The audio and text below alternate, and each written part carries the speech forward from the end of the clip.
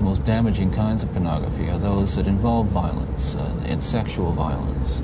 Because the wedding of those two forces, as I know only too well, brings about behavior that is just too terrible to describe. You want burgers, hot dogs, some chicken, and ribs. Yeah! Yeah! Yeah!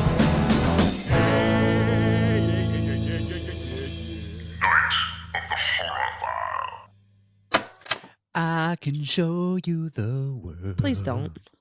Something, murder. That's not how it goes. We're gonna talk about hairspray bottles jammed inside a vagina. What? I'm going to shove a hairspray bottle in your vagina. I need therapy. Yes. I need some help to purge these thoughts. I can't take no more true Are you crime. murdering people? I need some fake shit. What the hell has this show become? You could think of this stuff as fake shit. I am losing my ever-loving mind. If you guys haven't noticed through the course of this month. And there was no mind to begin with. I know. And you guys know I'm fucking insane. But oh my God. I couldn't okay, so the thought was to do 4 serial killer movies this month. But, we did that casual episode at the beginning of the month, which I thought was a blast. So I was like, why not bookend, the month with it, so right. we don't have to, so we don't have to sit through that many boring serial killer movies because as you found out, the good ones are boring as fuck. Oh, yeah. the ones based on the true stories. But, oh my God. So True Crime March has been a thing. A journey into the depths of human depravity for me. And I'm not enjoying it because after 2021, man, I was thinking or after 2020. I was like, wait, what? 2021 is just as shitty as 2020. We just, less of it, I suppose. But not much. Not that much, though. We're still getting raped in the mouth. You know what? At least there's not murder hornets. I can't even make a mouth rape joke without just breaking down now. I just don't feel good about it. I just don't want it anymore. If you wear your mask, you might not get mouth raped. I don't know. Fuck. Luckily, you know what's been great about Patreon though is that new show we're about to debut on there, Shooting the Shit with Lee and Britt. Oh, it's amazing. You guys got to go over there. We kind of did that, and it has been a blast recording these because they are just an hour of us just talking about random shit, basically. The stuff we do, but without the movie. Right. That's it. You're just getting that. So it's a blast, and it really helps take the edge off of some of this shit we get into and the real seriousness sometimes the show can go into. Right. Today, I'm going to try to keep it light and funny, even though our subject is not light and funny today. It's not light and funny at all. In fact, I'm first time for me on the show. I mean, you've done it before. But I'm going to throw out a trigger warning because we're going to be talking about rape. You don't like trigger warnings. No, but this, we're talking about a lot of rape today. A lot. Right. Like the phrase, and then he raped him, is probably going to happen a lot of the time. Oh, no. So if you're a rape survivor or you're very sensitive to that kind of stuff, you may want to skip this episode. But for the rest of you, sit back because we're going to try to make it as funny as possible. Now, okay, so in that first episode of the month, if you're just joining us, that first episode, we went through a list of serial killers and the movies they inspired, in our horror genre, what they've inspired in this. Today, we're going to do that, but we're going to go more in depth in the crimes of these monsters and talk a little bit more about the rapage. But if you're joining us today, I didn't even intro this fucking show, did I? Are you losing it? I'm losing it. I don't think you ever had it. You know what? You guys know what show this is. This is Night of the Horror File, where I take. If this is your first episode, go back. Yeah, go back and listen. But this not is very Night of far. the Horror File, where I take a horror movie, blah blah blah, show my wife Brittany. She calls me an idiot, and then we go on. So Well, don't be an idiot. So anyway, we're going to finish that list we started this month and focus on two major celebrities in the world of true crime. Celebrities. Yeah, this is like, we're a top tier here today. We're going like, it's like the Michael Jackson and Bo Jackson of serial killing. Why did I choose? Anyway. I don't know. Why did I put Bo Jackson in with I have Michael Jackson? no That's idea. not respectful. Anyway, no, I and of course I don't get to brush off my Manson impression. Yes, you do. I believe Brittany would kill me for that. Oh, I thought don't you think- meant like you were going to use it. Charlie Manson. Oh my God, I knew you were going to. Fucking chicks out in the desert. All right. Wait, you killed who? Oh man. We're all fucked. I mean, Manson's cool, but he didn't kill anybody. He really didn't kill anybody, but he's one of those ones that gets lumped in with the serial killers. But, you know, he's a cult leader and stuff, Yeah. so you could... Yeah. It's, He had his army do it. Yeah. Because he's a fucking pussy. I mean, if you wanted to kill some people, you know, go ahead. Old Charlie ain't going to say no, but, you know, I don't want to be there. Because he's a pussy. He was a pussy, man. Oh, anyway, he was a fucking hippie. All those people are pussies. Anyway, shit, we just badmouth hippies. I did not do anything. I was not included in this. Yeah, but you're a neo hippie. I don't know what the fuck that means. It means you're a hippie without the hippiness. You know, you believe in all the free love and stuff like that, but you take showers and you're a clean Sometimes. individual. And also you Sometimes. believe, like, you know, you believe that freedom should only go so far. Anyway. Oh, that sounded terrible. That's not how I feel. But All right. Anyway, my Charles Manson sounds more like fucking Wolfman Jack. I The don't DJ, the listeners probably know. There's a Wolfman on the AM coast to coast. I'm about to choke to death. Anyway, let's get back to this. Today we are talking about the clown and the politician. Or, as you, dear listener, know them as, John Wayne Gacy and Theodore Ted Bundy. One question I've gotten is, Lee, why do you constantly insult the serial killers in this month? Well, to me, they're the epitome of human garbage, and instead of making them into these dark, evil beings who prey on us all, and the boogeyman and all this and shit like that, I don't know why I almost said that like Manson again. I go with the alternative take, and that they're all dumpy dumb shits who happen to be great at preying on those who are more vulnerable people in society because they're pussies. because they're pussies. And what do? We got to make fun of them Yeah. because they're assholes. That's all they are. They signed up for this. Yeah, and most of our serial killers now are in Congress, so they're not killing people. Well, Yeah. what do those death numbers in 2020 look like again? Anyway, Half a million. so the U.S. government is the biggest serial killer out of all this. Anyway, moving on. So let's start our episode with our first dumpy dumb shit. John Wayne Gacy. That's right. John Wayne Gacy. By the way, John Wayne, he was literally named after the actor by his dad, who was a huge homophobe and all this shit. So, of course, he would name his son John Wayne. John Wayne. John Wayne. Known as the Killer Clown, which we will discuss that in a bit, John Wayne Gacy was born a tiny dummy dumb shit in Chicago on March 17th, 1942. Why do I think about sausage whenever I talk about Gacy? What? Gacy was a big old dude, you know. But I just think of sausage.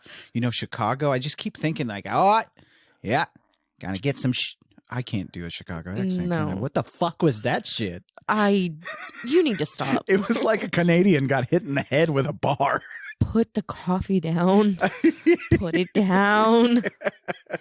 Anyway, I'm not going to do a Chicago accent, but I just think of that sausage constantly.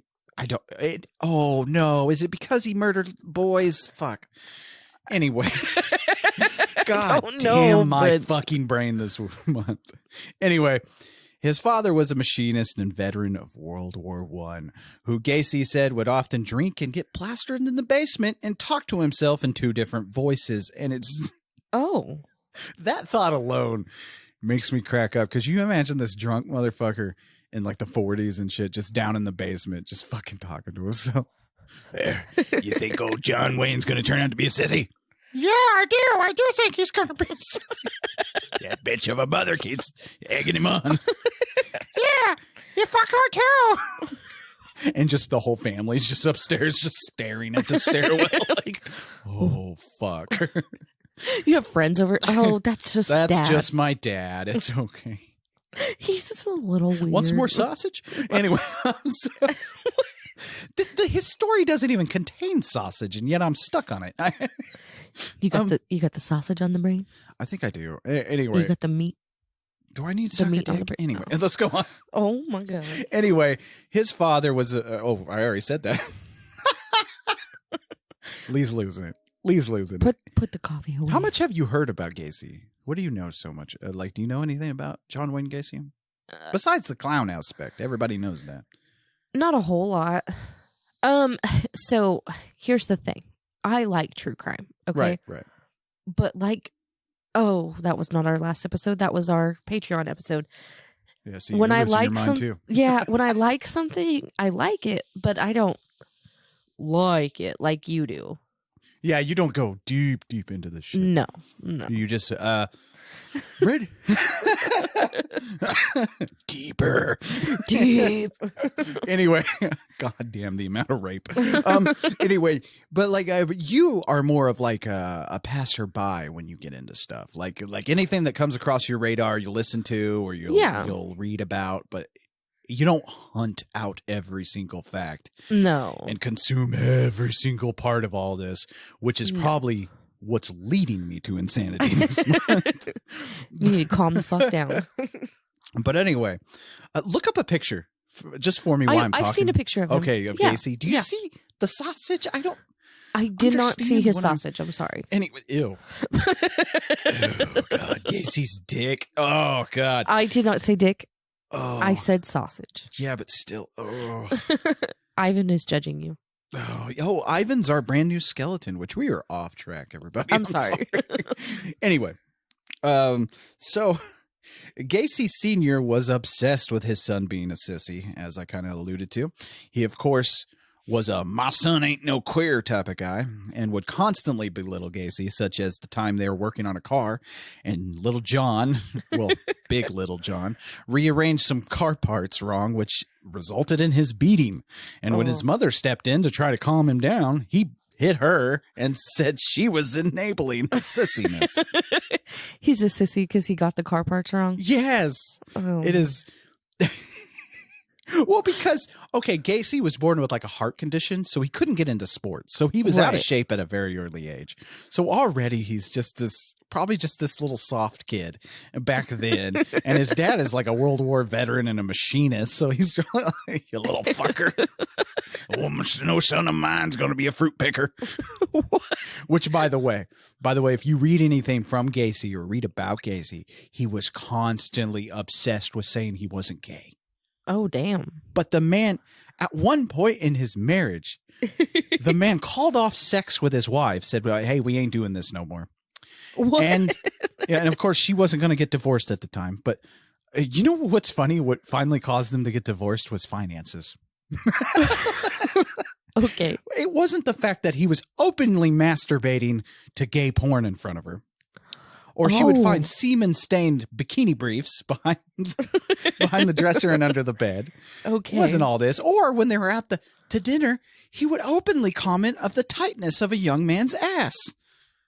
But he's not gay. But he's not gay. Not at all. And he said constantly in his writings and stuff like that, I ain't no fruit picker. Ain't no fruit Ain't picker. no fruit picker. He's constantly obsessed with that.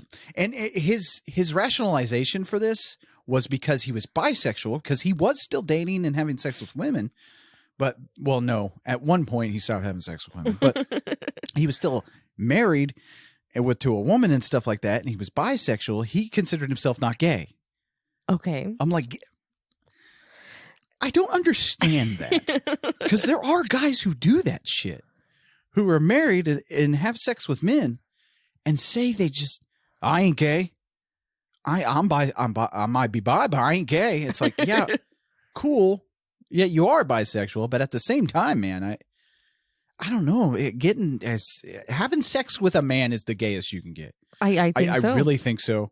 I don't think it gets any gayer. I really don't. I don't know. Maybe picking out drapes. Maybe that's a thing. Maybe it gets gayer. I don't know. But moving on. Anyway. But even though Gacy's dad was a big old dickhead, Gacy still loved his father, but he always felt like he was never good enough. Now He wasn't. no, he wasn't. He was a little soft, dumpy, dumb shit.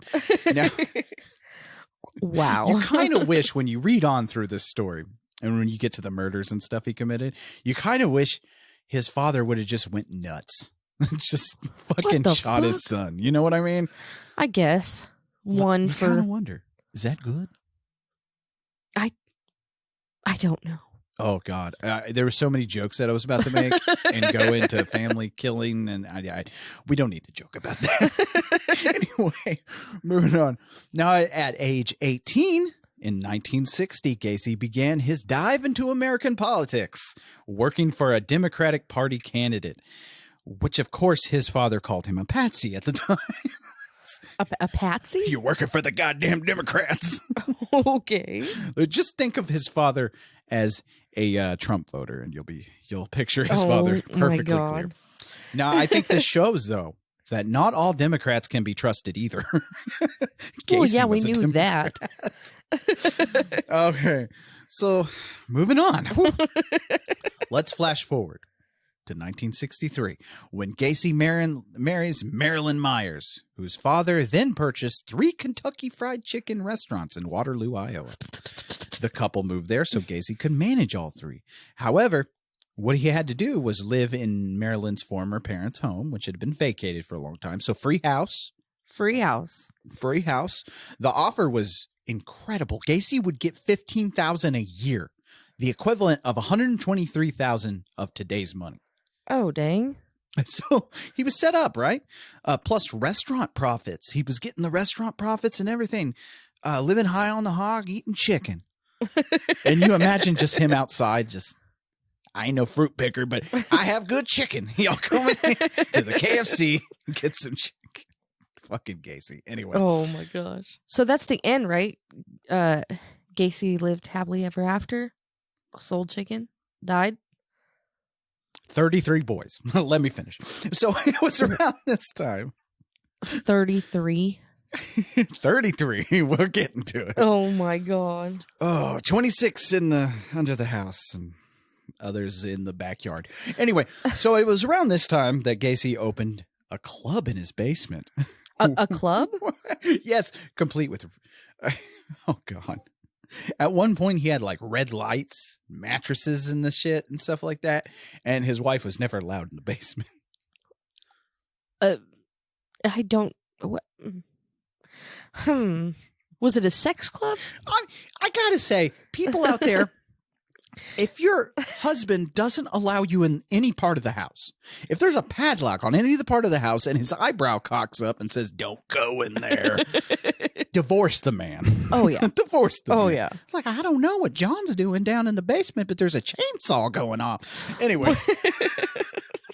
Wow. Anyway, he would invite mostly young men over, of course, that worked for him, where he would make sexual advances after plying them with alcohol. And if they refused, he claimed it was just a test of morals and a joke.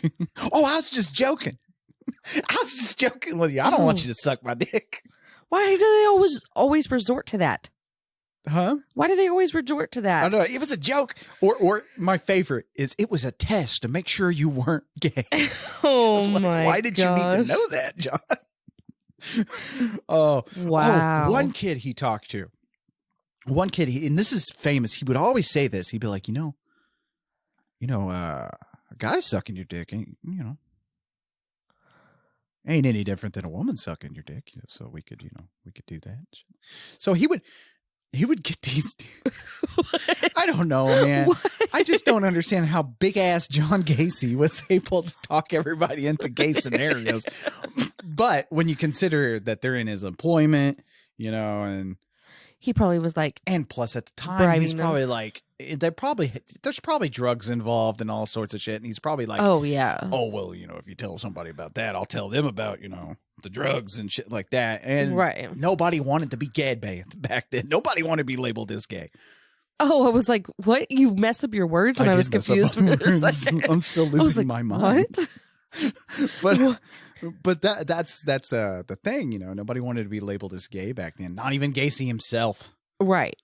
Obviously. Like, he even gave the excuse that, oh no, I slept with men because I would constantly get sex. Like, I never wanted to strike out. Oh wow. I think his dad made him gay Probably. by saying that he wasn't gay. Probably. I ain't no fruit picker. Anyway, so let's revisit his father for a bit. In 1966, after the birth of Gacy's 2 children, yes, there are spawns of Gacy out there. Oh shit. Oh, God. Of course, with every serial killer and stuff like that, you'll never hear from their children because, like, they always change their names and, they Oh, go yeah. off. Oh, yeah. Fuck, who wouldn't? Right. Could you imagine if John Wayne Gacy was your goddamn father?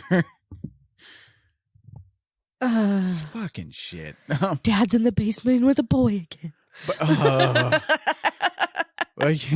But his father visited him one day in 66 and said, son, I was wrong about you, and apologized for years of abuse. Oh. So they reconciled a little bit. And they all lived happily ever after in the end of the story? 33 boys that we know of. That we know of. Oh my gosh. Anywho, so let's just cut right to it. Gacy would go on to murder young men under his employment with his second business venture, a home repair and minor construction business. Basically, he would lure boys to his house, were once alone with them. He offered them drinks, drugs, or money for sex. His victims were also random people, mostly from the streets, that he lured, and he got them from Greyhound bus stations as well. Oh, kidnap. Yeah. Oh. Well, not often. Some were grabbed by force, but others were bribed. Or one thing he would do, which is really interesting, he would flash a fake police badge and say he was Officer Jack Handley. Jack Hanley. Yeah, Jack Handley, which was an actual officer at the time. But they needed to come with him, Come with me or die. But wait, what? I don't know. Anyway. That's just what I imagine. I don't know. Okay. Once in Gacy's house, he would ply them with drinks, usually, gain their trust and shit like that. And then he'd be like, at some point, he'd be like, hey, I know this awesome mask. Why am I talking like that? I'm just going to do it. Fuck it. No. I know this awesome magic trick. I call it my hand shove trick. No. So what he would do was have them cuff him behind his back, right? And of course he had the key in his hand. So he would then turn around and get out of the cuffs real fast, kind of like a creepy uncle trick. Oh, he was a magician too, huh? Yeah. He actually did this trick at birthday parties and stuff when he dressed as Pogo the Clown. Oh, that's a terrible name. Yeah, Pogo the Clown. Which I thought, for the longest time, I thought they were saying Polo the Clown. I was like, Polo the Clown? You're like, what the fuck is that? The fuck is Polo? The shirt? But anyway, then he'd bet them they couldn't do it. Like, they couldn't get out of the cuffs. And of course, being young, they took him up on his offers. Usually he'd be like, hey, I bet you $50. Can you get out of these? And when Gacy cuffed him, that was it. Dead. Yep. Well, no, not yet. With his victim unable to move their arms, he would say, the trick is you have to have the key. And then he would. Okay. Yeah, it's like, what the fuck? Anyway, but then he would then, oh, fuck. Okay, here we go. Gold star territory, everybody. If you can make it through this, you get a free sticker. He would then rape and torture his victim, which also included sitting on their chest and forcing them to fillet his probably gnarly cock. Which What? he would also burn them with cigars. He would dunk their heads in bathtubs over and over again, basically waterboarding them, Oh my god. taking them to the point of death and then reviving them sometimes. He would literally like drown them. Why do they do that? and Why? then Why bring do him they do that? back. Why do they do It's a that? power thing, you know. That's stupid. I mean, it's a power thing. You have someone's life so in your hand that you can end it at any second, but you keep it going. That's creepy. Prolonged torture, you know. For some reason, okay, he liked to sodomize them with prescription bottles. You know, the big orange ones and stuff like that. He would like shove them into their anuses and stuff like that. That's weird. It's really weird. Like, I don't know if the dildo factories weren't operating very well at this time, but I don't. Well, who's gonna go buy a dildo anyway? I don't know. I don't know. This is getting out of hand. I don't want to know. So after all this torture, he would ultimately perform what he liked to call his last trick, his rope trick. He always called it. He's always with the tricks with this big old fat piece of shit. I don't understand. I don't get it. You're not a magician. You, like I said, without the murders, he's just your creepy uncle. He's just your creepy fat KFC loving uncle. KFC loving uncle. Oh my Now, god. if you want, you come work at the KFC with me. With me. Nah, man. Nah. No. You know, there was a guy working at Sonic at one point. I forget his name. It was Kenneth or something. But he worked at Sonic, and it was well known that he hosted parties for the younger guys that he worked with, and they would all have sex and shit. Oh. Yeah, it was very well known. Because so well nobody known that one of the stopped it? managers told me never to talk to that guy. But nobody stopped it from happening? No, I mean, what are you going to do? Everybody went voluntarily. That's another problem. But if they're minors, What are you going to do? bust them. I don't know. That guy was gross. Anyway. Moving. I'm getting sick. Anyway. But yes, with the rope trick, he would place a rope tourniquet around their neck and tighten it with a hammer handle. You know, Oh. some of his victims didn't even make it that far. In fact, a lot of them would die of asphyxiation from the gags placed in their mouth. That's terrible. And some of them didn't die right out after he choked them out with the tourniquet. They would convulse for like an hour. Oh, fuck. So you're still alive with this big old fat dude just laughing. He loved this. He loved it all. And he would he would quote scripture at some points. And just weird. That's another thing about What the Gacy. He was fuck? very religious. Okay. Yeah, very religious, which is weird, right? That's really weird. So how's everybody doing? Y'all okay so far? Anyway, you might want to pause this, go get a snack, go kiss your children. Thank the Lord everyone's alive. And maybe eat a sausage. Yeah, and eat a sausage. And maybe call the cops on your next door neighbor who keeps bringing KFC and boys home. Just do that, please. So Gacy killed, as I've said, 33 young men and boys this way until he was finally caught. 26 of them he buried in the crawl space under his house. Oh. You could literally smell the death in his house at the end. In fact, neighbors would complain constantly to him. Well, "Hey, yeah. Gacy, the place is stinking up. There's shit. There's bugs coming into my yard. What's going on, man?" And he'd be like, "Oh, the sup pump broke. Just sewage. I got Again? a sewage break. Again. I'm trying to get it fixed. What's also creepy is there is evidence that some boys that were in his employ helped him. There's evidence of that? Yeah, there's evidence of that. Now, okay, before you judge, Okay. they did this because what he would do is because some people have said, like, had witnessed him saying to certain guys that were working with him, do you want me to bury him like I did the other 5 or some shit like that, What the So he's fuck? probably blackmailing some of these kids that were working with him to lure other boys for him, Oh, shit. Yeah, it's really creepy. So fuck. So, okay, let's get past this. We're just a little fucked up. I know. So why do we call him the killer clown? Because he was a clown and he killed people? Yeah, well, no, he didn't do it while he was dressed. For a period of time, Gacy worked a side job as Pogo the Clown. And this is interesting because the clowns, at one point before all this, were a very much loved part of childhoods. Well, yeah. Yeah, you had Bozo the clown, all the happy clowns and shit. Of course, clowns have always had a dark side. There's the drunken clown, the sad clown. All those things existed before The this. killer clown. Not so much the killer clown. I Not believe yet. Charles Dickens was the first to depict the sad drunken clown in his biography on Grimaldi, the tragic performer. Who needed to know that? I don't know. Not me.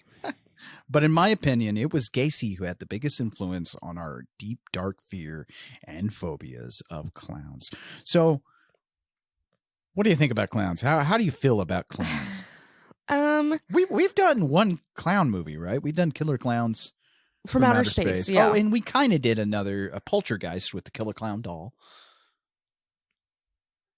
Oh, yeah. I was like, what? Yeah.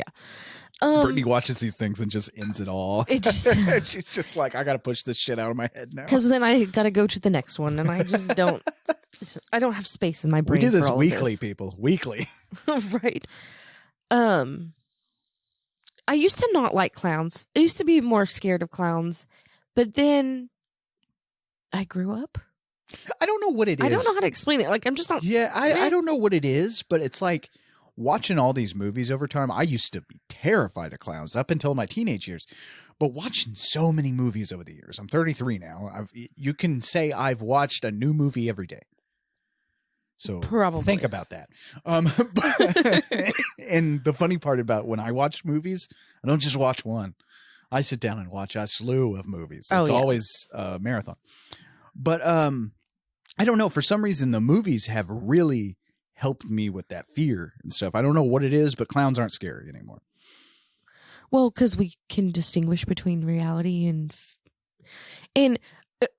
other than those clowns in 2016 that were assaulting people.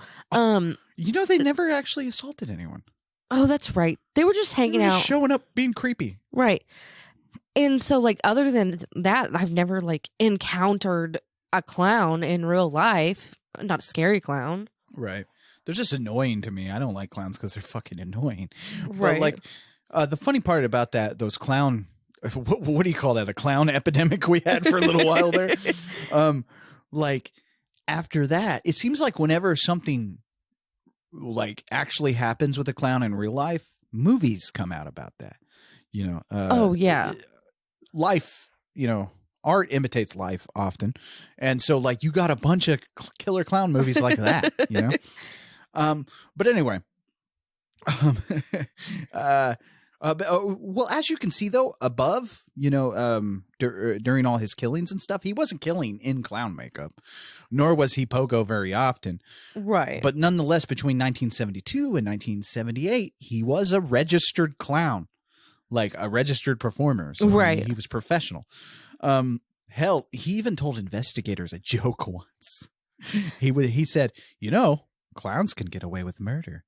Oh, shit. And then he proceeded to eat some KFC. Anyway. Was that his last meal? He didn't manage the KFCs for that long. I don't know why. Was that stuck on his there. last meal? I don't know. Look that up while I talk about this next part. Okay. I know his last words. Because when they put him to death and stuff, and they asked him his last words, he said, "Kiss my ass." Oh, that was his nice. last words. So in the public's eye, Gacy was the first killer clown. And his influence, I feel, is felt throughout the horror genre. I mean, think of killer clown movies. We've had since 1978. You had Poltergeist in 1982 with that killer clown doll. In 1986, Stephen King writes It. Dun, dun, The story dun. of Pennywise, the dancing clown. We're Right. all familiar with it. That's probably the most famous killer clown. Oh, I yeah, would for say. sure. Yeah. Oh, Maybe McDonald's. Ronald McDonald. That's the second killer clown. yeah. Right. He kills through He's your arteries. He's the silent killer. He's a silent killer. I choose to kill with obesity. That's terrible. Which But, one is scarier? I don't know. Maybe McDonald's. Maybe. Maybe. Because I don't know what's in their food, but it doesn't do anything for me. It doesn't taste good. It doesn't fill me up. It's just... I don't know what it is. It's just not sausage. It's not something. It's not food. I'll tell you that. Anyway, then after it, it has gone through so many, like we got that mini series, which is pretty awful. And then we had the, aside from Tim Curry's amazing performance. Oh, yeah. But then we had, the remakes later on, which are more faithful to the novel, but way too, I don't know. It's something about those movies just doesn't sit right with me. I don't know what it is. They're good. They're just not scary. Right. I don't know. The novel itself was frightening as hell. If you read that novel today, it's scary as shit. So do you want to hear the last meal? Okay. Last meal? So alleged he did not eat the dinner Okay. despite requesting it. Okay. His last meal was instead a breakfast consisting of apple juice, oatmeal, toast, hash browns, coffee, and eggs. Okay. He requested a single olive with the pit still in it, onion omelet, French fries, chocolate candy, and a Cuban cigar. Huh. But this is just according to Wikipedia. That's odd. Yeah. Why the olive?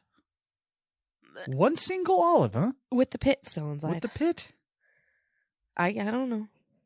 So I can simulate wait. chewing on someone's nutsack.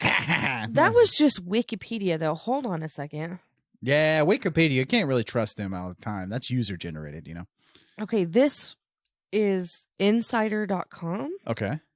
What do they got as his last meal? A bucket of original crispy Kentucky Fried Chicken, French fries, 12 fried shrimp, and a pound of strawberries. Now that sounds like the Gacy we know and love.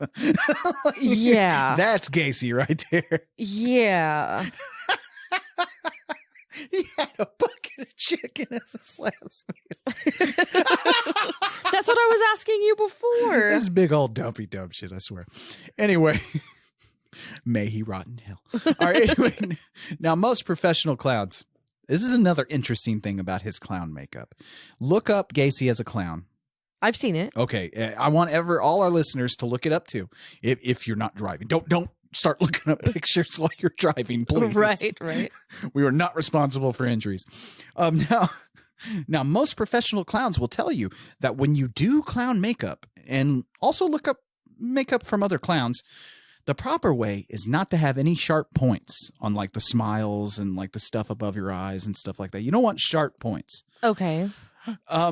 The lines around the mouth and eyes should be like rounded, for comical effect and to make the clown's face more inviting. Right. Gacy's makeup is nothing but sharp points. Like the smile goes up into this pointed thing where it's stabby looking. It's creepy as shit. Oh, yeah. It's really weird that he chose that, him being a murderer. I don't know if there's any correlation or anything, but it's very interesting fact, Clowns are fucking ruined now. I mean, Right. People have deep-seated phobias and anxiety around them to this day. In fact, it is a registered mental health disorder. The phobia of clowns, which is, what is it? Clownophobia? I don't know what it's called. It's something, calorophobia or something like that. I can't remember the phobia name.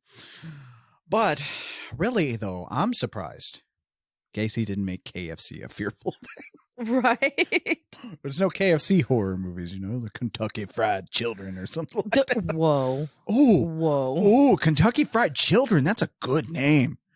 That is a good fucking name for a horror movie. KFC is making all this useless shit. So they should do that. They should do a horror movie, a KFC horror movie. I don't know, though. Well, they're already doing a KFC romance thing, aren't they? Yeah, they did. What the fuck was that? What's his name from Saved by the Bell? Yes. It was a real thing. I watched it. Or I watched clips of it. I'm not sitting through that whole thing. I don't know. Their marketing thing has gotten weird. Do you know they created a gaming system? What? Yes, they created a gaming system. What the fuck? Yeah. What? Okay. It's a game. Look it up. Look it up. It's a gaming system with a warming drawer for your chicken. I'm not even fucking joking. It's a real thing. And what's I don't really want to funny live here anymore. What's really fucking funny is they put the time into it. They got people to make graphics cards that puts the KFC gaming system on par with the Xbox One and shit. So could you imagine that meeting with the graphics person or whatever tech expert they had? Well, we don't want to cut corners, really. I mean, we do want to. What This the dude's like, fuck? but you want the the chicken warming drawer. You want that in there. Anyway, I don't know what KFC's doing. Probably trying to get, I don't know. Maybe somebody made a crack about Gacy and now they're like really scared. So they're like, we got to do a bunch of other shit. Like, we got to do a bunch of other shit. Oh my God. Cooling system and heating system. Oh, you looked up the KFC. What's it called? It's like It's called the KFC console. yeah, the KF console. The or something. KF console. Fuck this world. All right. Anyway, so let's get away. What's your final thoughts on Dumpy Dump Shit Gacy? What do you think? He needed some therapy. All these guys needed therapy. Except for maybe our next guy, because our next guy is one of those people that goes into the therapist's office, right? Lies to them. Lies to their fucking faces and gets whatever answer he wants out of them, because that's what you can do with a therapist. That's why therapy requires you to want to commit to it. But up next, and we're going to get a little sexy here. That's right. It's time for Ted Bundy. Oh, yeah. Is he sexy, though? He was considered sexy at the time, but you know, to me, he looks like a young George W. Bush. I agree. Yeah, he I looks agree. like a young GW. It's the hair. Yeah. Oh, G.W. Bush up in the house. Anyway, that man's laugh is the funniest fucking thing in the world. I think George W. Bush, aside from the war crimes, was probably our funniest president, you know? Sure. I don't even like thinking about the times between Obama and Biden, so let's not talk about that. Anyway, women still admit that he's sexy.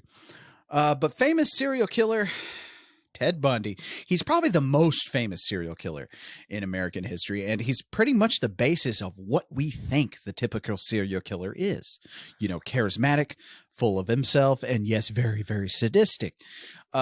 You see that in constant movies, and we'll talk about that in a minute. Mm-hmm. But here is the strange thing about Bundy. Now, he grew up thinking that his grandparents were his mother and father, and his mother was his sister. So he grew up like that. Oh, okay. Yeah. And which, of that course, happens a lot. It happens so much. And yeah.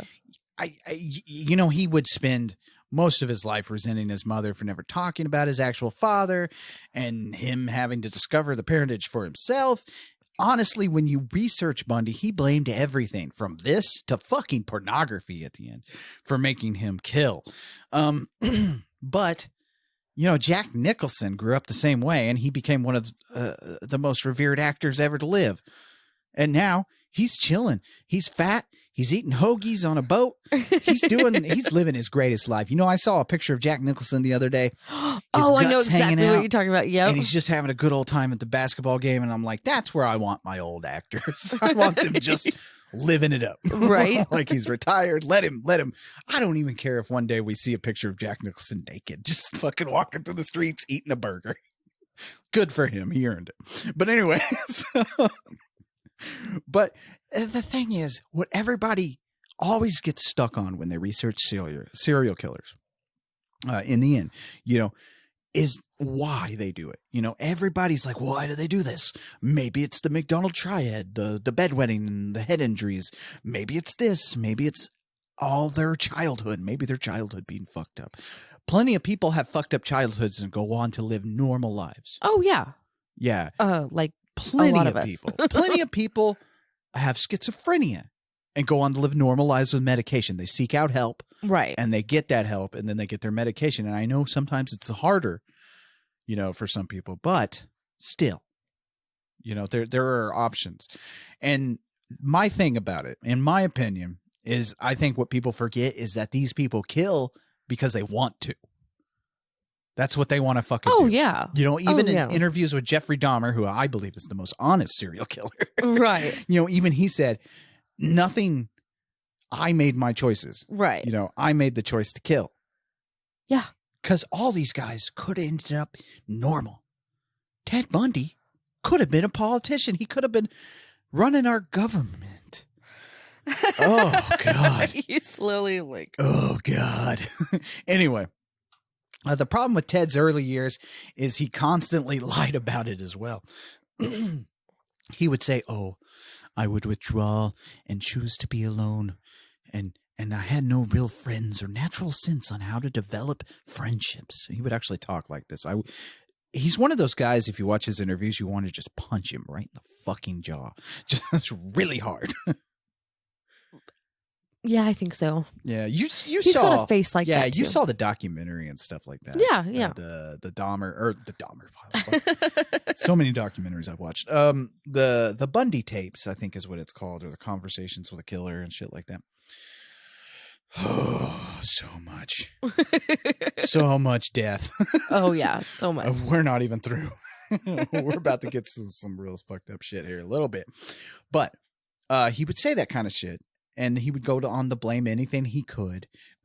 But then, they would interview his classmates and they said he was popular and well liked in school. He wasn't the biggest person around or anything like that. In fact, they compared him. They said he was a medium-sized fish in a large pond, which basically sums up to he had a normal time. He had friends. He had a circle of friends and stuff like that, like we all do. Right. So again, yeah. And at the end, before Sorry. he was executed, he was trying to get a stay of execution is what his deal was. Of course. He was trying to get his sentence commuted. But so he kept like blaming anything he could. In fact, getting a televangelist to side with him and stuff. In fact, if you go on, I can't remember this guy's name, Lou Dobson, I think. But if you go on that guy's website and stuff, it still to this day says Ted Bundy was just misunderstood. If he hadn't gotten into hardcore pornography, this wouldn't have happened. Oh my God. He blamed slasher movies. He blamed everything. Everything. Everything. So unlike Gacy, Bundy was a Republican. Again, can we stop worshiping Democrats that were Republicans? Because I think we've just proved today that they're both awful. I think we've proved that for the last 100 years. That's true. So here's the thing. Bundy, I feel, was one of those guys who, when something negative affected him or came up in his life, he takes it to the extreme and creates a cataclysmic event that caused his life to be derailed at the time.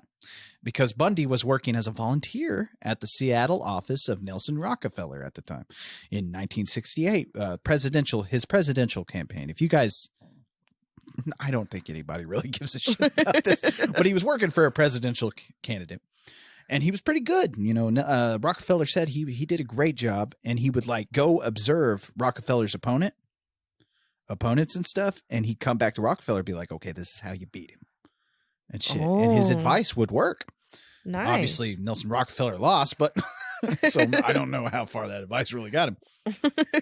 But he was well on his way to probably being a successful politician or even a lawyer, But Bundy, from what I can tell, pretty much just quit most things he started because he was just, here's the thing, he was mediocre. A lot of people like to say, oh, he was so good. He was so good at this and that. It's like, no, he was mediocre. He just did a lot of things and he was okay at them. That guy in high school, who plays every instrument in his band, and then you actually watch him play every instrument. It's like, dude, you're kind of okay. Look at all this. Maybe you should just dedicate to one thing. Right. He did dedicate to one thing, murder. But, I was about to say the one thing he was good at. Oh God. But anyway, he did. Of course, his girlfriend broke up with him at the time, which he spiraled a bit before meeting his second love, who he would continue a very bumpy relationship with until his because you can't have a good relationship with somebody when you're out fucking murdering people. Yeah, it was on and off and very tumultuous. They really outlined the relationship part in that Ted Bundy movie with Zac Efron. They really do a good job with that part of the story, right? So go see that movie if you want to just. That's because wasn't it based off of her book? I believe so. And I give that movie a lot of shit, but it was based off her book. So I guess it's more from the point of view of her. Right. So I guess it's good. I don't know. It still makes him look too much like a rock star. If they wanted to do something like that, they should have just followed her. Right. I think. But anyway, in mid-1970, Bundy completed something. He did become an honor student with a major in psychology. And in 1971, he actually had a job as a suicide hotline operator. What the fuck? That's right. At one point, Ted Bundy was talking people off of ledges. Which, could you imagine that? It did. Well, I mean, if you wanted to jump, can I watch where it? are you at? I could push you. Where are you at right now? Go ahead. Do it. Anyway. No, actually the complete opposite though, which is really fucking, I don't know why this is more disturbing. It was the opposite. His coworker said that he was very kind and empathetic. Like, and one of his coworkers who went on to be a really good true crime author. She said that he was constantly worried about her safety, would always ask, hey, be sure to lock the doors, and make sure, because there's a lot of crazy people out there. Yeah, you're one of them. Maybe he was going to kill her. Oh, who knows? But they said he was nothing but kind to them. At one time, he did. Here's another story. I'm kind of going out of date order or anything. There's no date order to any of this, people. Oh, yeah. But at one time, he did rekindle that relationship with that lady he lost, that dumped him. He did rekindle because she dumped him because she said that he was very immature. Okay, I can see that. Not on task and stuff like that. He was just not going anywhere at the time. He's kind of like that. Again, that guy in high school who plays the guitar, who you think is awesome until you realize this guy's not doing shit. You just have to leave him. Right. And he's still not doing shit. So you bit the bullet. But he did rekindle because he came back with, he's got the degree in psychology. He's doing his best work, He's doing a great job. C's get degrees. Yeah. The weird part is she got back with him, right? He even proposed and she said yes. But then one day he just stopped calling. He disappeared, stopped calling and everything. Her? Yes, he ghosted her by today's standards. And so she calls him up and asks, hey, what the hell? Like, where did you go? Why? I thought we were going to get married and stuff. He says in a flat tone, Stephanie, I have no idea what you're talking about. And then just hangs up. It's fucked up. It's like he got what he wanted. Oh, yeah. Like that's the thing that drove Bundy, in my opinion. It drove Bundy is the self-inflated ego of his. Was he a narcissist? No, very much so. He's very narcissistic. He was a sociopath. He had to have that ego boost. He didn't give a shit about her. He just wanted to prove her wrong. Yeah, I don't think Bundy gave a shit about anything. That's the thing. I don't think he cared about anything except for murder, maybe. I don't even think he cared about that. I think he was a hollow shell of an asshole and just didn't give a shit about shit. He just wanted that ego boost and stuff like that. But so anyway, so it's not really well known. We're about to get into some murders again. If you guys want to pause this, go kiss your children, go make sure your husband doesn't have a locked room that you're not allowed in. Just take a break, get you a cup of coffee, maybe smoke some weed for this next part because we're getting gross. So it's not really well known how many Bundy killed. But he would do it in different ways, mostly luring girls with his charm and good looks. He did his murders that we know of between 1974 and 1978. So let's talk about his motives. Oh, let's talk about the way he kind of did this, First off, he did elude law enforcement because Bundy was smarter than law enforcement, which most of these guys usually are. That's how they get away with this so long. The incompetence of law enforcement. When you read into these cases, the fucking sheer incompetence. Gacy, we mentioned earlier. Right. People were smelling death at his house. And nobody gave a shit. But anyway, because, gay stuff was involved in that, so nobody wants to look into that shit. There is one story. Let's go back to Gacy for just a second. There is one story I didn't tell. He actually raped a kid and then let him go at one point. The kid went to the cops. Cops barely did shit because Gacy, they interviewed him. He was like, oh, no, we were having consensual slave sex. What the hell? They were like, oh, you. Okay, cool. Go about your business, Mr. Wayne. Oh, my God. Anyway, so let's get back to it. You can see I'm avoiding this. So anyway, like I said, he was smarter. Now, he preferred blunt trauma and strangulation. He avoided easy stuff. Oh, yeah, easy stuff. He avoided firearms because of the noise and evidence they leave behind. That's kind of smart. Yeah, he was very smart about this. He would meticulously research his hunting areas to know safe sites for disposal and stuff like that. So, as you should. Oh yeah, I mean, I guess he came prepared. Anyway, he did his research. his fingerprints. He never Fingerprints. His fingerprints. How are you doing over there? Are you? I'm okay. Are you? Why is no one else affected by this as much as I am? Because I'm not looking up crime scene photos Oh, at midnight. fuck. By the on way, a the crime Tuesday. scene. Don't look up the crime scene photos, people. I thought I was morbid. I really did until this series, and I'm like, oh, I'll have somebody else tell me about these things from now on. But anyway, so he never left any fingerprints behind. He always made sure he never did that. And he also had this weird ability, and I love this. I love this about when people explain this. And you can see it in his mugshots. Like right now, listeners, look up his mugshots and just flip through them, look at all of them and stuff like that.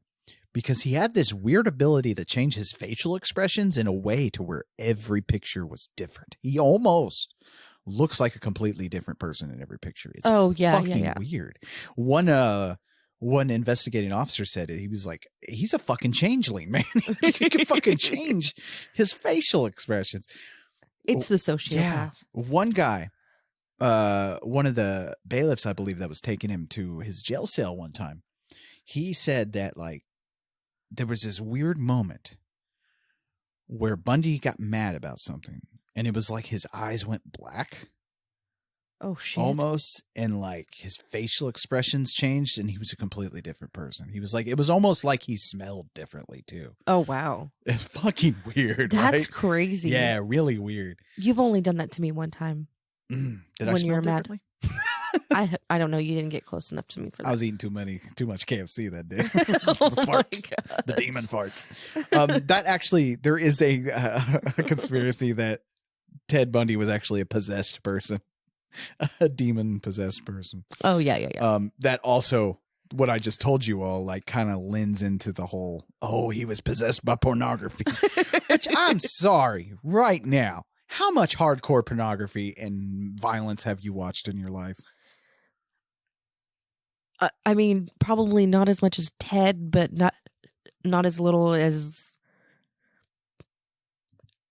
I don't even think Ted I don't Bundy know. really watched anything. I think he was just too busy jerking off to himself in a mirror. But like, but if this shit made you a serial killer, I would be a Pol Pot by now. I would be a fucking massacring everyone in my wake. I come in from work. You said that you've been working on the car all day, all this stuff, but yet Texas. I gotta read this. Texas Asshole Massacre is sitting on the desk. And you said you weren't watching it, but why was it on the desk? I just had it out from the other night. I didn't say I've never watched it. I just said it. Well, You watched it the other night? But no, if that made you a killer, oh fuck, y'all better hide the knives around me. Anyway, I mean, you have been hanging out with what's his name from the last episode? Ed Gein? Gein. No, yeah, I brought Ed Gein back to life. No, Lee's got a lot of movies, a lot of good ones. A lot of good ones. You know, not enough severed vagina, so I could have used a lot more of that. Is there a severed vagina movie, Lee? No. Ed just not right now. Not right now. Anyway. Ted Bundy's a pretty fucked up guy, huh? Pretty fucked up. Anyway. Oh, God. Okay. So his early crimes, here we go, mostly involved breaking and entering late at night and assault with a blunt weapon and rape. Now, of course, he built upon this and he would get more sophisticated, you know, luring victims by posing with a cast, asking women for help, you know, hey, I'm trying to change my tire. I can't quite get the lug nuts loose. Will you help me? Because he comes up with a crutch and a cast and shit like that. Oh, yeah. What's really funny is when he talked about that, he said, I would just throw them away after every time. Oh, so yeah. he was just buying crutches and casts all the fucking time. But anyway, he would lure him back to his car, and then he'd knock him out, and then take him, do what he wanted with him. Now, of course, because he was so charismatic and handsome, and it was the 70s, women would agree. I know a lot of you are probably saying, I wouldn't fuck. What the fuck? Wouldn't fall for this shit. What? That's because it's 2021. Yeah, exactly. And I'm sorry, you guys. If like Jason Momoa, who's hot today? Jason Momoa. Yeah. If Jason Momoa came up to you with a cast and stuff, I need you to loosen my nuts. You'd go anywhere with him. So don't even hand me that shit. I don't know. I've heard this a lot from other podcasts that I listen to and stuff. A man is not going to ask you for help. That's true. A man is not going to ask you for help. And you know why? He's in a cash, sweetie. He's not going to ask for help. If he can't ask for directions because he's a man, he's not going to ask for help for changing a fucking tire. At least not from a woman. Good point. Okay, I understand that. So anyway. So he wouldn't just kill them, though. And that's the thing. That's the thing that they never portray in any of these goddamn movies, especially that new one with Zac Efron. Fuck that movie. Yes, fuck that movie. He actually didn't rape them while they were alive that much either. Oh. So here we go. Okay. In fact, most of the time he raped the dead bodies or killed them while he was raping them. He would choke them to death while he was having sex with them. Okay. Yeah. Okay. He also had a weird fascination with shoving things into women's vaginas. There was one victim they found, she was covered with a blanket and she had been bludgeoned to death. Her head was caved in with a bar of some kind. And then when they pulled back the covers, there was the bar forcibly stabbed into her vagina. Oh. Yeah, like all the way in there. At secondary sites, he would often bury the bodies and strip them of their clothes, or in one case, he actually even deposited those clothes at a Goodwill.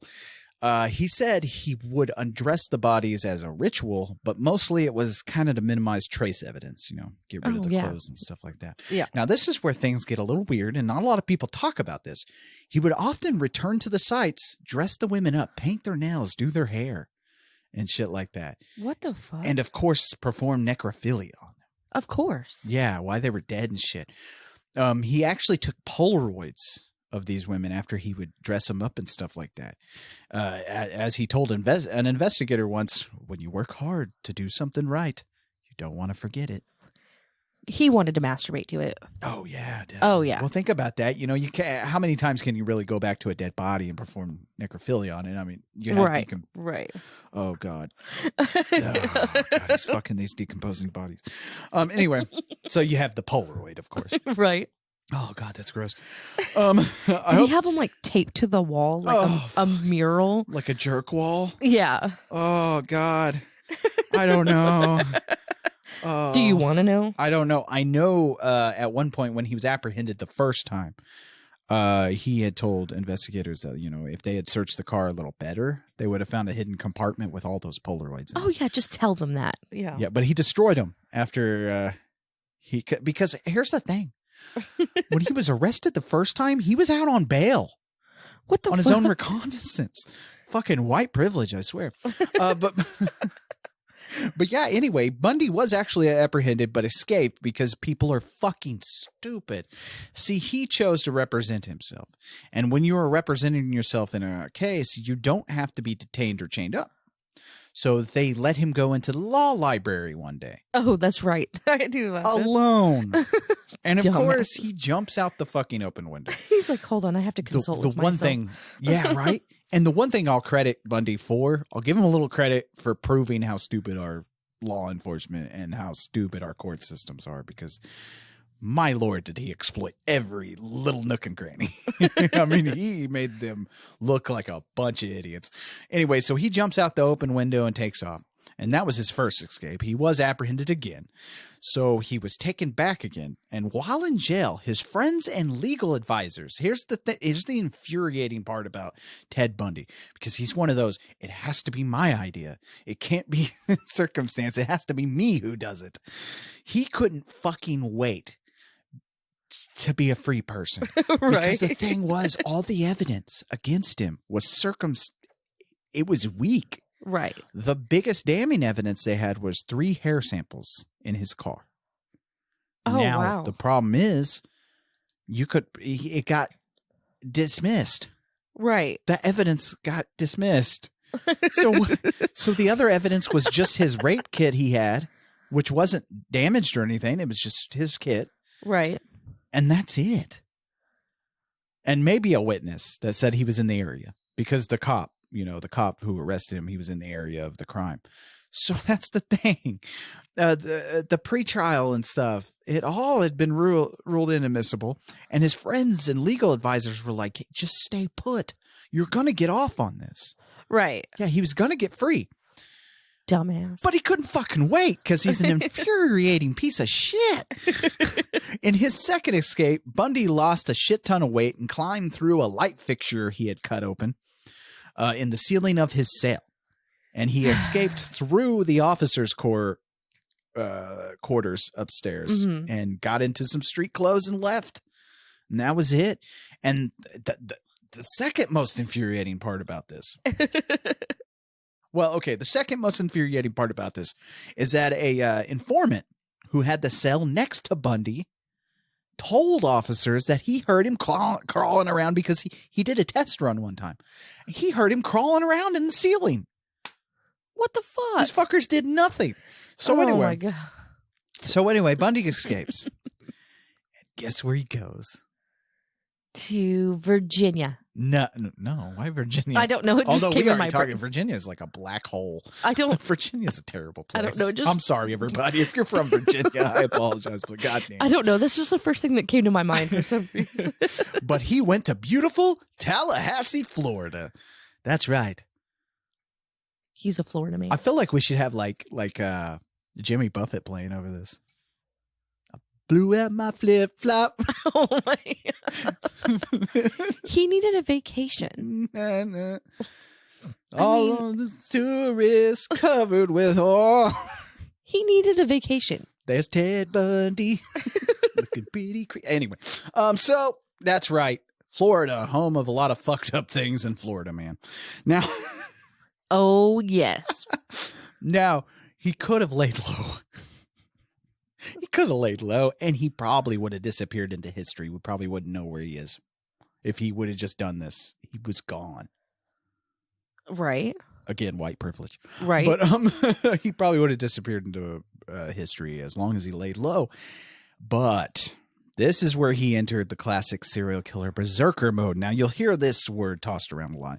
And what it is as a serial killer is ramping up, and you see this in some serial killers, all of a sudden, the neat and tidy prep work they do to avoid capture and stuff, it goes out the window and they just go nuts. All of their original like hiding stuff, it's just fucking out. And that's when things get real bad. Right. So as BTK put it, which he's a fucking nerd, that's when the ball game explodes. So anyway,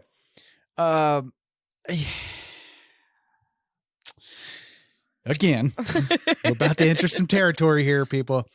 All right, you might want to just fast forward if you're real sensitive to this kind of stuff, because if you're listening to our show right now, I think you got this.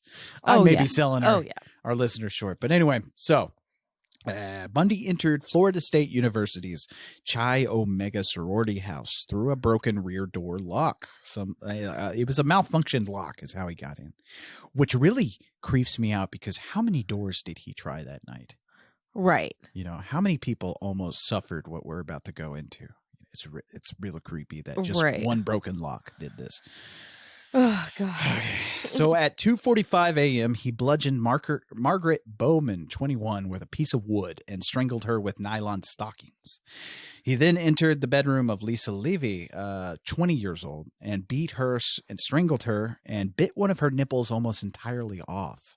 He then bit her left buttock, and this is one of the most damning pieces of evidence against him later when he finally goes to trial, because they would compare his dental stuff to the bite marks, and they came up a match. Now, he then took a Clairol hairspray bottle and raped her with it, leaving it inside of her when he was done. So, make a joke about that. I got nothing. I don't know. I got nothing, people. This is going to get really, really serious. In the next room, he attacked Kathy Kleiner, breaking her jaw and cutting her shoulder severely. Then on to Karen Chandler, who was left with a concussion, a broken jaw. Most of her teeth were gone. Holy and fuck. He crushed her finger. Chandler and Kleiner survived. Kleiner said because some car lights illuminated the window, and Bundy ran off. Because he's a pussy. Yeah. Okay, after leaving the sorority house, Bundy was not done yet. He broke into a basement apartment belonging to student Cheryl Thomas. There, he dislocated her shoulder, fractured her jaw and skull in 5 places. She was left with permanent deafness and equilibrium damage, which ended her career as a dancer. Oh, she my was God. on her way to becoming a famous dancer. I got goosebumps. Oh, that's terrible. Also, I guess I have to note he raped most of these women as this was going on. Okay. So he liked him alive and dead. Yeah. Like I said, he was just nuts. The creepiest part, though, is that in the adjacent sorority house and stuff like that, he was silent through all this. He didn't make a noise, but they heard the commotion.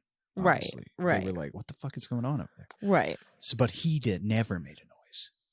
And just to think about him sulk, like, creepily going, ugh.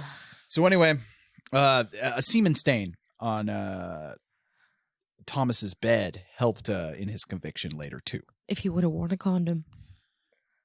I don't know. That's your takeaway? That's your takeaway from all this? If Bundy would have... wear condoms. Safe sex, everybody. I'm going to take my leave now. You told me to make a joke. Oh, fuck. We're going to hell. I'm going to light up another cigarette. Excuse me for a second. Oh, my God. You told me to make a joke. Oh, but not that. That was the first thing that came to my mind. I'm sorry. I'm nervous. Oh, fucking, I'm nervous. I speak stupid when I'm nervous. Oh, my fucking Lord. So let's end this. Long story short, Bundy got convicted and fried in the chair. They held big celebrations outside the jail while he was riding old electric. Oh, there's like half celebration, half like the fandom, like just fucking crying. Oh, yeah. You've got to look it up. And it was, I believe it was Florida where he got sentenced to death. So people are out celebrating. They got fireworks. They were selling T-shirts that said "Bundy fry in hell." I mean, Nice. They were living it up. It looked like the best tailgate party in the world. He's hopefully being sexually assaulted with a bottle in hell if it exists. So let's move on and let's talk about what he inspired. Now, as you can tell, Bundy is the epitome of a serial killer. He did it all.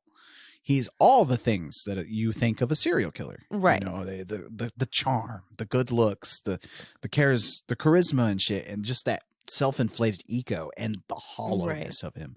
Because if you watch his interviews and stuff, he changes his story so many times, and it's never his fault. Oh, of course not. If he would have pled That's the guilty, narcissist. yeah, if he would have pled guilty, they offered him a deal. They were like, "We'll take the death sentence off the table if you plead guilty." Right. This motherfucker could not admit his crimes. He could not admit. I'm not surprised. He admitted to one person in secret. You know, he was recorded, and he did admit. He walked him through the crimes and shit like that, but he would not officially admit it because he would have to admit he's guilty. And for some fucked up reason, he couldn't do that. Again, narcissism, Right. like you said. Right. Okay. But without Bundy, we probably wouldn't have Silence of the Lambs. We probably wouldn't have American Psycho, which in that movie, my favorite. Yeah, you can really see the similarities between Bundy and Patrick. Is it Patrick Bateman? Yes. Yeah, you can really see the similarities between those two. Right. And most of the serial killer fictional works take a bit from Bundy every time. The charisma and the full of himself and stuff. It always gets highlighted nicely. Hell, even his victims. If you look at pictures of Bundy's victims, they were all attractive young women, and they resemble what you would see in a modern slasher movie. Right. Not saying every slasher movie is based on Ted, but I do think a lot of them, take a little bit from that. Right. So let's talk the latest movie. And I think this is the last time we'll talk about this on the show. It's based on old Ted. Extremely wicked, shockingly evil, and vile. The title is inspired by what the judge said about Bundy's crimes. Okay. So, okay, the problem with that movie. Now do you see, as I walked you through the highlights of Bundy. Yes. Highlights of Bundy. Like he's a fucking baseball player. But I walked you through the highlights. Now do you see my problem with how that movie portrays him? I already knew that. Yeah, so you see, though. Yeah. You get it, and stuff like that. And I really want people, we didn't just do this for our own sick fascination. I really wanted people to know what this guy did, because everyone's so scared to talk about the crimes, but I think we owe it to the victims. If we're going to make a movie or something like that, we owe it to them to highlight how fucking monstrous these people were. Right. And how you shouldn't have a good time. Okay, Ed Gein. Fuck. Did you have a good time during those serial killer movies? I think you did. I didn't. I'm not having a good time right now. Okay, calm down. Okay. They're not killing you. They're not raping you. No, it's They're not cutting your nipples off. Oh, fuck. Bit her nipple almost off. Anyway, 20 years old. That's something to keep in mind. Wow. Anyway, that concludes this terribly depressing fucking month. So what is your thoughts about true crime? Like, how'd you take this month? How was it? These are the boringest movies. The boringest. And that's the thing, it's entertaining to talk about. I'm sorry. It is entertaining. Oh, yeah.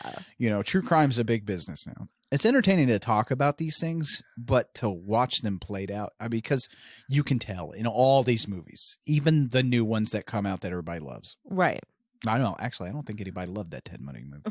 But anyway, with all these, you can tell there is a problem. These filmmakers are struggling to make this entertaining for you, because really none of this is entertaining. I mean, to think about, maybe to think about him luring women and stuff, but again, it was probably boring as shit. Right. We even in today's episode, we even put our own swing onto things, to make it more entertaining. So I'm not just sitting here reading off awful crimes and everybody's just like, oh God, trauma month's just around the corner. Let's see if we can make it. We can push through. We can get through it. But yeah, I don't know. I do enjoy true crime. I do. I do love it. I don't know if I'm cut out for this work though. I don't know if I could do a true crime podcast. Can you imagine doing week in and week out of this? Oh man, I don't know. Like when it's fictional, it's one thing, but oh God. Right. And it's not even like I'm upset. It's not an upset thing. I'm joking. I'm playing it up for the show, but like, it's not even upset. It's just like, oh God, it's just fucking so much murder. Right. Like, because it's one thing when it's fake. It's another thing when, oh shit, this really fucking happened. Yeah, because you get to see the behind the scenes. You get to see the people with the fake blood and the fake guts all over them and stuff, and they're having a great time. Right. Like I've said before, a horror movie looks like a blast to make. Like, it looks like the funnest movie. Not for Shelley Duvall. Not for Shelley Duvall. Where did that come from in my brain? But my brain was like, nope, not for Shelley Duvall. Yeah, you're right. You're right. But that's True Crime March. I do hope you guys had a good time with this. We'll probably do this again. That's the sad part, because there are some serial killers I would have liked to cover. I wanted to cover BTK. I wanted to cover the Green River Killer, which Bundy.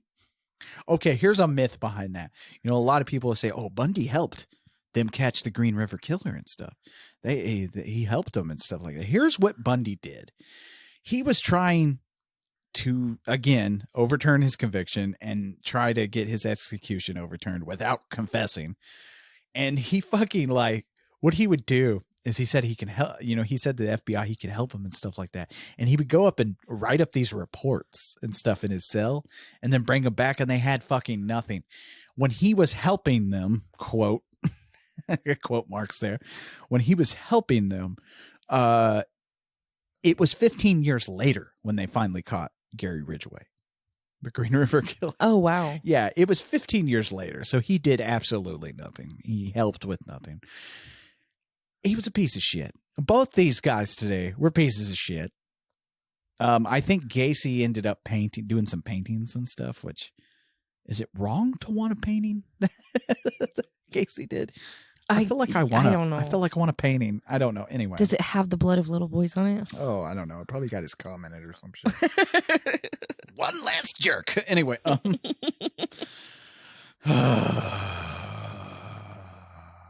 So are you ready for next month? I am, actually. Next month is going to be so much fun. I'm so happy. Next month, people, we are hitting Trauma Month. Trauma Month's always in April. And then after that, it's Listener Request Month. May is Listener Request Month. So get those requests in. We already got a good list going. And, I pick all these out of a hat because we only have 4 movies that month. Right. So the only 4 choices. So get your requests in. Be sure to write those in to horrorfilemailbag@gmail.com or just DM us on any social media platform you follow. And I'm not going to release the name of next week's movie. That's right. It's going to be a surprise. So, keep an eye out on social media and stuff. And we'll release that. But with that being said, we're closing the books on this. Oh God. Oh my God. I've been watching comedy movies all week. Oh, it has been rough. But that's this week's episode. It's okay. You're gonna be okay. I'm asking you if you're gonna be okay. I'm gonna be fine. This is terrible. Go check out the Patreon. Now is a good time to subscribe. I know it's been kind of thin, since we first started. Right. We have our Twin Peaks retrospectives on there. We have the Campbell show on there, which is Campbell Hour, but we have not reached an hour yet. I don't know why I called it the Campbell Hour. So the name of the show is a joke now. Right. But the Campbell Hour's on there. We're covering Ash vs. Evil Dead on there so far. Go join there because weekly we're going to be doing those side episodes. Those it's just going to be a bunch of us bullshitting and stuff and talking about topics and things like that. We're having a great time. Right. This past one, the one that's going to drop pretty soon is we're talking about buttholes and dildos and fucking all sorts of shit. Right. I think we even talk about the Snyder Cut on there, which is off the wall. We jump around so much on that show, but it's going to be a blast.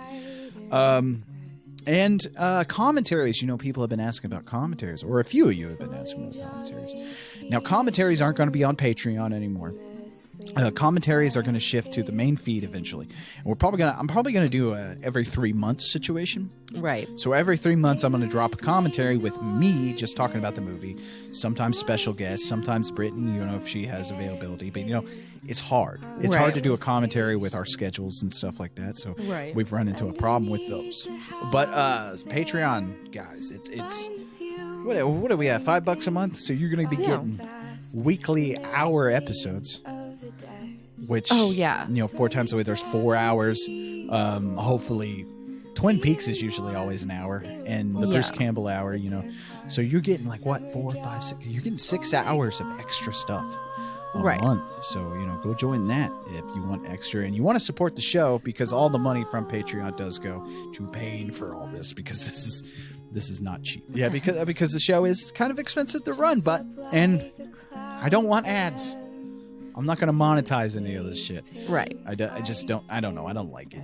I don't like listening to a podcast and you're into it and all of a sudden, and now an ad for MeUndies. And then the dude's talking about underwear for 5 minutes. Right. So we're not going to do that on here. So this is going to be, I think this is just going to be an exclusively donation-based show. That's how we're going to continue it. And we'll see how that goes. But until next month, when we thankfully return to Traumaville and the Toxic Avenger and all that. It's going to be so much fun. Yes. I'm Lee Evanstein. Stay spooky. And I'm Brittany. Stay horrific. I'm Charlie Manson. Get the fuck out. Just die. I did that. Bye. I'm dead. Bye. Bye. Thanks for listening. To get a hold of us and submit your stories, fan mail, and death threats, you can find us on Twitter, Instagram, Facebook, and nightofthehorrorfile.com. Our theme song was written and performed by John Brennan, used with permission. Find John at shopjb.bandcamp.com and at badtechno.com. If you like what you hear, leave a good review wherever you listen to podcasts, and share the show on your social media. See you next week.